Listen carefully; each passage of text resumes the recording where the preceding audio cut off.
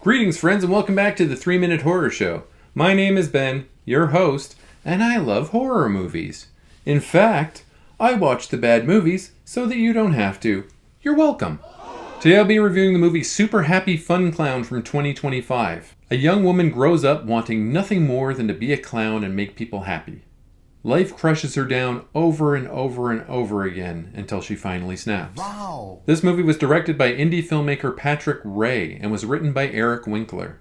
Ray has directed many indie features at the time of this recording.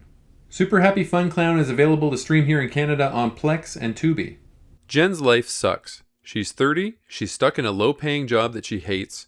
She has a disgusting parasite for a husband who doesn't love her and a domineering mother who constantly berates her. She has gifted kid syndrome and was told that she was a genius and a star when she was young, but all she wanted to do was be a clown. Now she's stuck.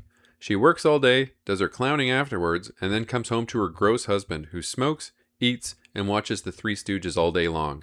He used to be a lawyer apparently until he started propositioning teenage girls. Gifted kid syndrome is a hot topic of debate in some circles. Some people think it doesn't exist, other people know it does. Gifted kid syndrome is a form of burnout that occurs in children who are labeled as gifted in their early years. They're saddled with crazy high expectations from parents, teachers, and other adults, and the pressure that comes along with those expectations. Not only all of that, but the children also force those expectations on themselves.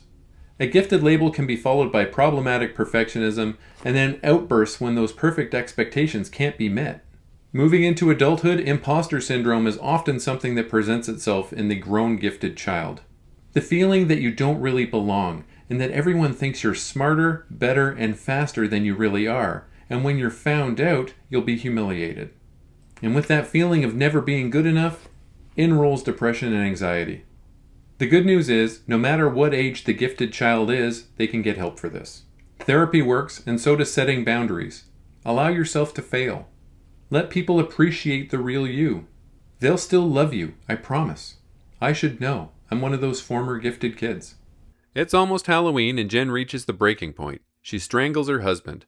This is freeing for her. She's got a new lease on life. Clowning, flirting with the guy who sits next to her at work, and then scooping out some rotten husband guts crawling with maggots and eating them? Wait, what? Yes, this movie takes a turn for the odd. She appears to make a sandwich with her husband's meat too, which she eats at work.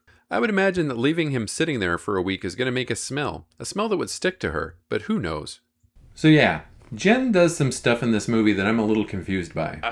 I'm sure this was at least partially inspired by the popularity of such characters as Harley Quinn and Art the Clown, but honestly, I don't necessarily understand why they went there. Nope. I can wholly understand Jen's psychotic break, but cannibalism is a huge escalation.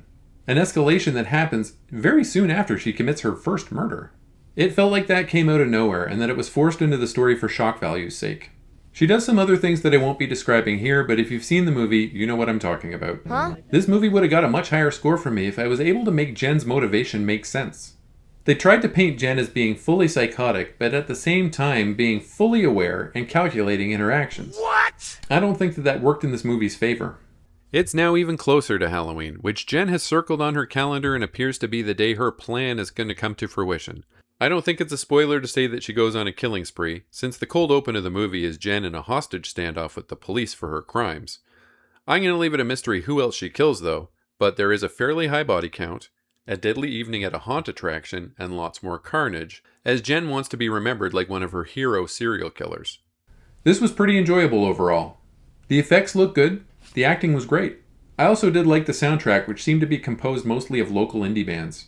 As I mentioned though, I didn't understand some of the things Jen did. Yep. I do realize though that she did idolize serial killers, and that the more bizarre things she did would generate more salacious gossip. And she does some weird things. Boy, oh boy. It gets harder and harder to hold on to your sympathy for Jen as the story progresses. It looks like there's going to be a sequel, and I am looking forward to it. I rate Super Happy Fun Clown a 6 out of 10. Oh yeah! As always, a link to my Letterboxd appears in the video's description. Please leave me a like, comment, and subscribe, as it really does boost my engagement, helps my channel grow. Smell you later, nerds! Standard conversation starter. What are your 3 favorite movies?